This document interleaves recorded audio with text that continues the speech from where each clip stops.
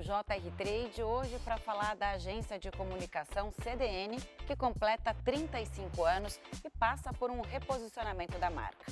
A gente tem o prazer de receber aqui nos nossos estúdios Fábio Santos, que é CEO da CDN. Prazer te receber presencialmente para bater esse papo, e conhecer mais sobre a CDN. Prazer todo meu, muito obrigado pelo espaço, vai ser um prazer conversar com você. Antes dessa conversa, só vale lembrar que toda quarta-feira, às 7h30 da noite, tem episódio novo do JR Trade nas plataformas digitais da Record TV.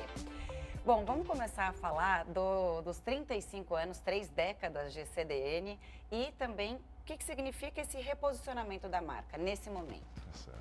Olha, a CDN tem, como você disse, 35 anos, ela meio que se confunde com a história desse mercado de comunicação corporativa no Brasil, né? Ela surge ali no comecinho, meados dos anos 80, quando começavam a surgir as principais empresas de assessoria de imprensa, que era o que se falava naquela época.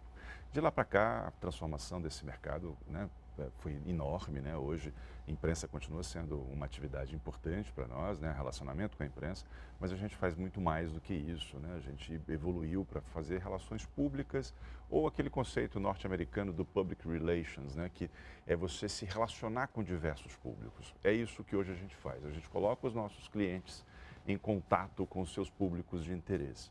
Então, a CDN passou por essa transformação também.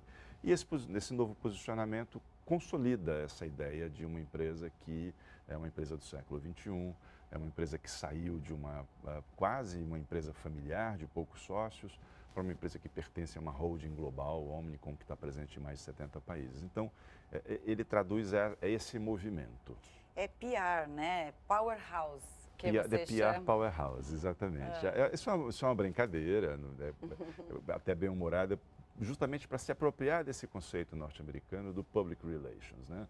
No Brasil, a gente gosta muito de compartimentar as coisas, então falava-se muito de assessoria de imprensa, relações públicas só fazia aquela coisa do evento ou de algumas ações de relações públicas muito específicas e o marketing muito separado, muito da publicidade. Nos Estados Unidos, o public relations cruza tudo isso, né?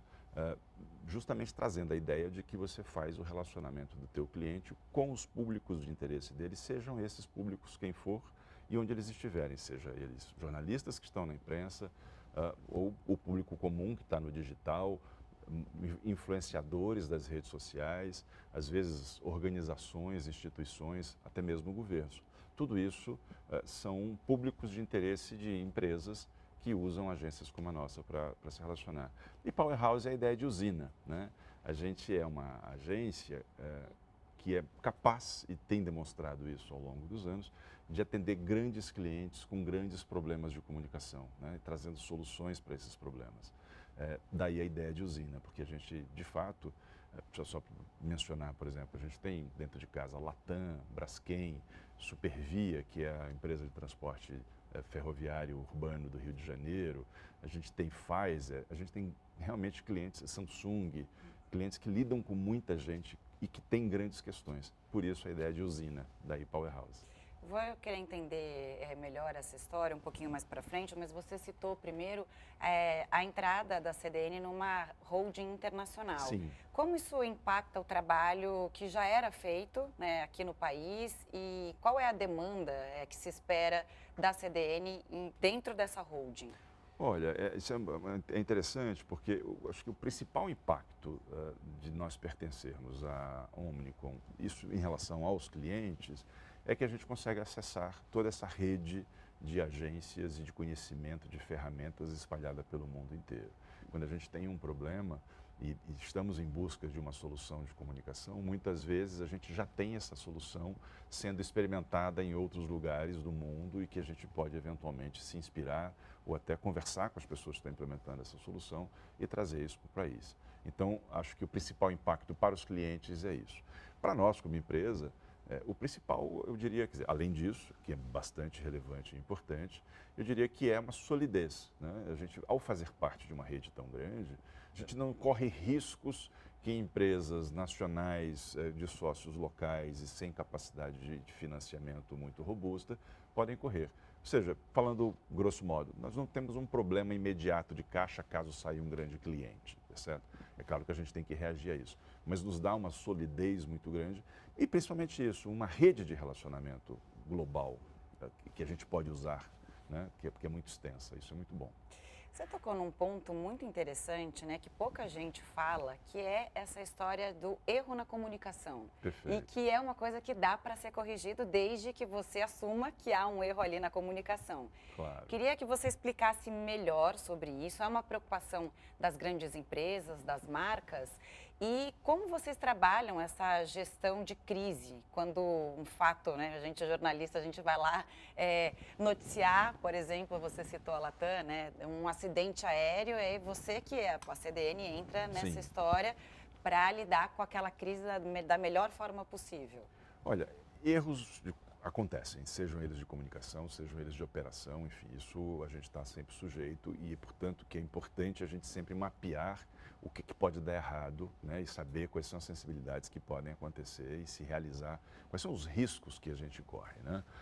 As empresas precisam de comunicação, isso é inegável, você como jornalista sabe disso, mas hoje, mais do que apenas levar um determinado posicionamento, levar uma determinada mensagem, as empresas precisam se comunicar para transmitir a sua identidade, né? Os consumidores, eles não querem apenas preço. Preço ainda é uma coisa relevante, mas as pessoas querem saber o que aquela marca que elas estão comunicando, que elas estão consumindo, comunica, o que ela representa. Então, daí a comunicação.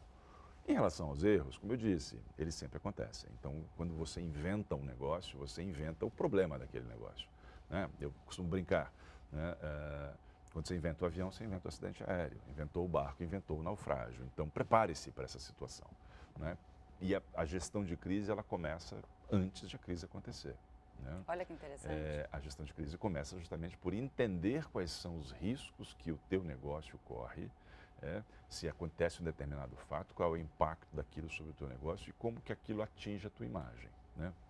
Você usou um exemplo drástico, um acidente aéreo, evidentemente é uma crise muito grave, né? Porque acidentes aéreos não devem acontecer.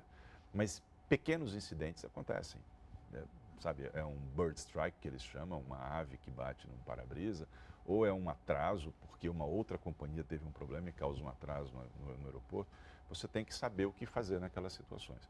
A única coisa que você não pode fazer é ficar parado, né? Você tem que dar resposta para os problemas que acontecem. A gestão de crise é isso, você tem que responder de acordo com o que você planejou anteriormente. Ô, Fábio, e hoje, né, com essa tecnologia, as coisas se espalham muito rápido. Então, Segundos. quando é positivo, também tem o boca a boca que se espalha. A gente tem aqui uma arma poderosíssima, que é o Exato. celular.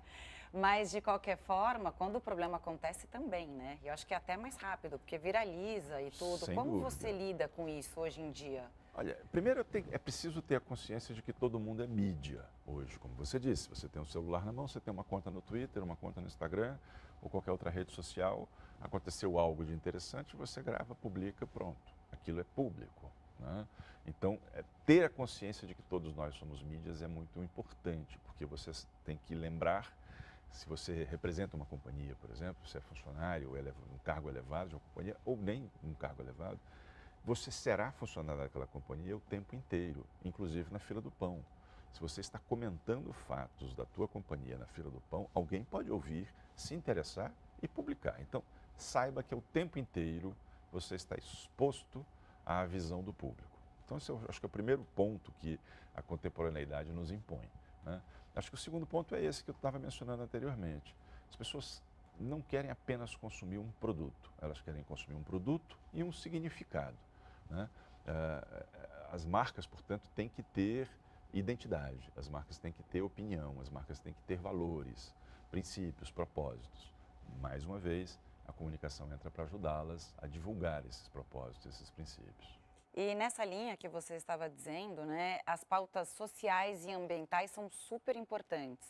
Exatamente. Hoje, qualquer empresa hoje é obrigada a se posicionar sobre temas como esses que você mencionou, em especial as questões ambientais e sociais, tá certo? Agora, também não se pode exagerar no sentido de criar situações que não são verdadeiras, né? Pior do que não ter uma posição ou não ter uma prática que seja adequada do ponto de vista ambiental e do ponto de vista social, é você não tê-la e dizer que tem. e ser pego, né, Isso dizendo que destrói a tem algo que marca. você não tem. Aí realmente Credibilidade a vai pro credibilidade chão. vai embora. É mais fácil se você tem ainda muito a fazer, a se desenvolver para ser uma empresa ambientalmente responsável ou socialmente responsável, é admitir que você tem esse gap, admitir que você tem um desafio para enfrentar e percorrer o caminho para enfrentá-lo, né? Mas dizer que você já resolveu o problema sem tê-lo resolvido, não vai dar certo. É aquela brincadeira do walk the talk, né? Você tem que caminhar segundo aquilo que você fala, né? Senão você vai potencializar uma eventual crise. E aí a gente, olhando, né, falando dessa tecnologia do digital, também trouxe um lado de medir resultados, né? Ah, Você sim. lê dados. Sim. Isso também é uma realidade lá na CDN? Ah, sem dúvida, a gente é movido a dados. A gente não faz um planejamento de comunicação, a gente não faz uma sugestão de ação de comunicação para os nossos clientes, uma consultoria, sem que a gente esteja analisando alguns dados, desde os mais básicos até coisas mais sofisticadas. A gente na CDN, inclusive, tem uma área de inteligência de dados justamente porque a gente acredita que tudo hoje é mensurável, tá certo? Cada vez mais, com o uso dos celulares, você consegue medir o que as pessoas fazem, onde elas estão, para onde elas vão, com quem elas falam. Então, esse tipo de informação para a gente é muito importante.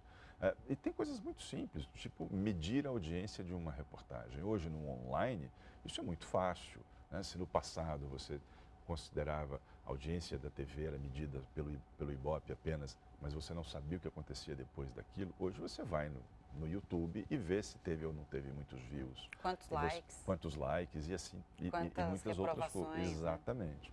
Então há uma profusão muito grande de dados. O que precisa-se agora é sofisticar a inteligência da análise desses dados, que é a nossa principal expertise. Nós não somos uma empresa de tecnologia. Existem muitas outras empresas que são muito mais capazes do que nós de fabricar ferramentas que extraiam dados, mas a gente é especializado em analisar esses dados e transformá-los em planejamento de ações eficientes para os nossos clientes. Eu acho que é aí que está o segredo. A gente tem que modernizar também, né? Você falando, eu lembrei de um chefe meu antigo que ele falava, somos burocratas da notícia. Hoje não basta ser burocrata da notícia só, né? Não, de fato. A gente é multimídia. Tem que ser multimídia e mesmo, você sabe disso, mesmo o jornalista que antes só se preocupava em produzir um conteúdo de qualidade e que tivesse uma apuração de qualidade com fatos em que ele estava ali se baseando nesses fatos para escrever uma determinada matéria, hoje ele também tem que se preocupar com a audiência. Ele também tem que saber que o título dele tem que ter determinadas palavras para que elas possam performar melhor nos mecanismos de busca. Então, tudo se transformou. Não dá mais para ter um comportamento burocrático de apura, publica, apura, publica. Acho que há uma imposição muito maior sobre os profissionais nesse sentido, né, de eficiência, de resultados, né? A gente falava, né, de mensurar dados e tudo mais, né? Isso dá um direcionamento e uma previsão do que até onde você quer chegar, a meta, né? Impor meta e depois ainda ver o resultado daquilo. É bem complexo também, né? Mas eu acho que você hoje, ao pensar numa comunicação, você consegue saber exatamente o que você quer antes de até pensar na estratégia toda de publicidade. Olha, de fato a mensuração hoje é uma obrigação. As companhias, as empresas, as grandes empresas que investem bastante em comunicação, elas precisam saber se aquele investimento está tendo resultados, né? E as empresas olham para isso. E as empresas olham para isso, né? Nós temos clientes que nos contratam justamente para analisar tudo que é publicado sobre elas, né, na chamada earned media, ou seja, na mídia gratuita, na free media, ou seja, aquilo que é voluntário da parte dos veículos. Quer dizer, se eu, ou também, por exemplo, um consumidor comum, se cita aquela marca, isso também está mensurado aí? Se for nas redes sociais, sim. Então a gente analisa tudo que é publicado na chamada imprensa tradicional, seja ela online, rádio, TV ou impresso, e a gente analisa também o que sai nas redes sociais e devolve para o nosso cliente um indicador, que a partir desse indicador, e que tem vários outros subindicadores, a partir desse indicador ele sabe se uma determinada ação, uma determinada campanha teve um efeito positivo ou não. E a gente consegue dizer para ele, inclusive, quanto que aquilo teve de resultado financeiro.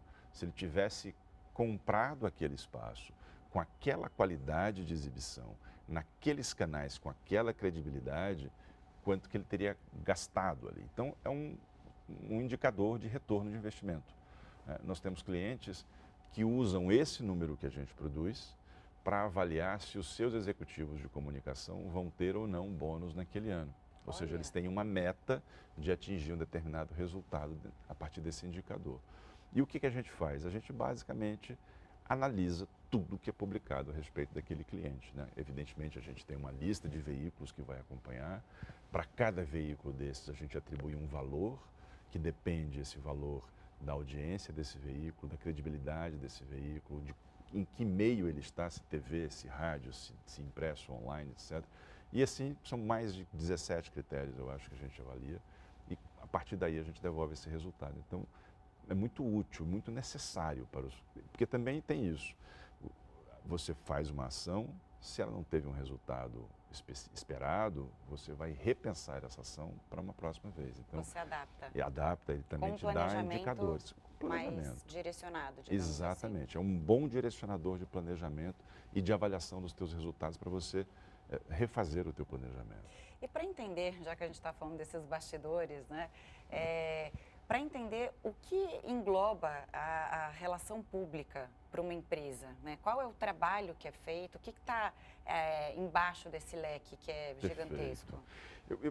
Eu mencionei isso no começo da nossa conversa, mas eu queria voltar. Assim, o Brasil tem muito essa coisa de compartimentar, né? Então, jornalistas, até pouco tempo atrás, precisavam ter feito a faculdade de jornalismo, relações públicas precisavam ter feito a faculdade de relações públicas e publicitário, a faculdade de publicidade.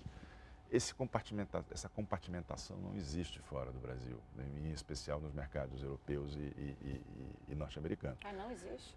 Como é? A pessoa pode ser jornalista as pessoas e simplesmente tudo isso? As pessoas simplesmente fazem comunicação. É claro que algumas se especializam em determinada área ou em outras, mas não tem essa compartimentalização. Então, lá fora, nos Estados Unidos principalmente, a ideia de public relations é uma coisa bastante transversal, né? Você faz tanto a tradicional assessoria de imprensa, que é o relacionamento do teu cliente com jornalistas da imprensa tradicional, mas você faz esse relacionamento com diversos públicos, né? Você faz através do meio digital com o teu público direto, o teu público final, digamos assim. Você faz esse relacionamento com públicos específicos. Por exemplo, determinadas empresas precisam se relacionar com as comunidades do seu entorno, porque a atividade econômica dela causa algum tipo de impacto ali. E ela precisa saber como lidar com aquelas pessoas e ouvi-las também. A gente é capaz de fazer esse tipo de comunicação. Muitas empresas precisam se relacionar com seus próprios funcionários. E aí não é mais só a comunicação interna, aquela coisa do mural e tudo mais. Você precisa de ferramentas muito mais modernas. Entra no elevador, né? E Exato. tem aqueles videozinhos. Você hoje tem os influenciadores nas redes digitais, que eles em si, eles são uma mistura de jornalistas, veículos e plataformas, né? Eles são uma coisa diferente. Às vezes você tem que se relacionar com eles como se fossem veículos, ou seja, você está comprando espaço.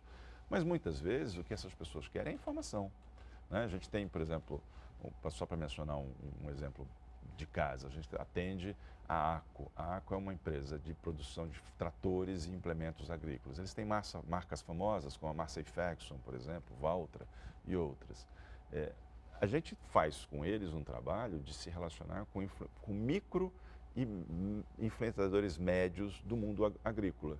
É gente que quando faz uma review, uma resenha de um trator, tem um impacto na comunidade onde eles atuam, né? Até porque eles usam, né? Porque eles usam, conhecem. Ninguém. Só que não são pessoas que estão ali vendendo aquele tempo. O que elas querem é informação, elas querem conteúdo. A gente ajuda essas pessoas a terem conteúdo, a conseguirem conteúdo. Ou a gente faz um trabalho para a Samsung, por exemplo. A Samsung também contrata influenciadores, também paga mídia, também contrata publicidade. Mas ela também quer resenhas dos seus celulares, dos seus computadores, dos seus aparelhos eletrônicos, de pessoas comuns ou de jornalistas de tecnologia. A gente faz esse relacionamento também, que não é exatamente assessoria de imprensa, porque o sujeito não está publicando uma matéria num canal de TV ou num site. Ele está fazendo um review no canal do YouTube dele, ou no perfil dele do Instagram, né? Seja ele jornalista ou não, ou só um consumidor. Então, a gente faz toda essa gama de relacionamento. Às vezes, a gente precisa atingir um público de uma pessoa. Só que você precisa chegar nessa pessoa com um discurso correto, com um conteúdo adequado, com estratégia e no time certo. A gente ajuda os clientes a falarem também com uma pessoa. Então, Public Relations é tudo isso. Onde há um público e você precisa se relacionar com ele, a gente atua. Seja ele qual for. Seja ele qual for, em qual meio ele estiver. Fábio, e eu queria saber de onde você veio, qual a sua trajetória como jornalista e como você chegou a esse posto alto, né, na CDN, e quais são as suas ambições internamente falando, Claro. né? O que você quer deixar de marca, a maneira como você vai gerenciar, né, ter essa gestão à frente da CDN? Perfeito. Olha, eu fui jornalista durante muitos anos, até 2011 eu atuei na imprensa, passei pela Folha, pelo Globo, por outros veículos. Fundei aqui em São Paulo um jornal gratuito, Destaque, né? Foi um dos primeiros jornais gratuitos de grande circulação na cidade. Então, foi uma vida muito rica no jornalismo. Eu migrei um pouco por necessidade, por desejo também de mudar um pouco de ares. O jornalismo diário, ele é muito demandante. E vim para o mundo da comunicação corporativa achando que seria um pouco mais tranquilo e não é. E não é. Acho que isso na nossa vida não nunca, existe, exatamente. Não. Eu estou para encontrar um trabalho em que eu digo, puxa vida, isso é você me tranquilo. conta, Pois tá? Mas gostei bastante, né? Num primeiro momento eu atuei na área pública, ou seja, eu trabalhava na própria CDN atendendo clientes públicos, né? Eu atendi aqui em São Paulo, por exemplo, a Sabesp durante a crise hídrica, atendi a Secretaria de Segurança Pública durante os protestos de 2013 e 2014. Então, assim, os problemas também me procuram, né? Em 2016, eu saí da CDN e fui ser secretário de comunicação da Prefeitura de São Paulo, onde eu fiquei até o final de 2018. Né? Foi um período extremamente rico, aprendi muito mesmo, assim, uma pós-graduação, um pós-doutorado, tudo junto ao mesmo tempo agora. Gerenciamento de crises. Gerenciamento de crise na Saiu veia. formado, um PhD. Para você ter uma ideia, eu peguei algumas boas crises. Eu peguei a greve dos caminhoneiros aqui, o prédio que desabou no Largo do Paissandu, Cracolândia e várias outras. Para citar três assim rapidamente. Para citar três rapidamente, que me ocuparam muitos dias. Quando eu saí da prefeitura, no final de 2018, eu fiquei um tempo trabalhando por conta própria e logo depois, em 2020, assumi a presidência da CDN.